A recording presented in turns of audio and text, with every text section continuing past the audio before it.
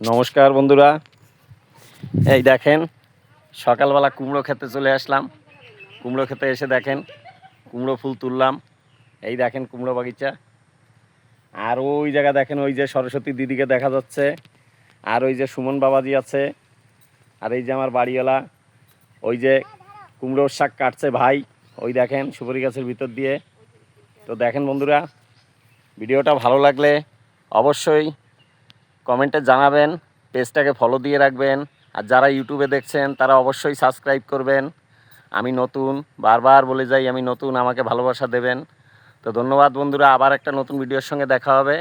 সবাই ভালো থাকবেন, সুস্থ থাকবেন। আর আমরা করছি ফুল ভিডিও, পুরো ফুল ব্লগ। সকালে 5:30-এর সময় এসেছি, আর এত ঠান্ডা, এরকম করে কাঁপতে কাঁপতে এসে গেছি।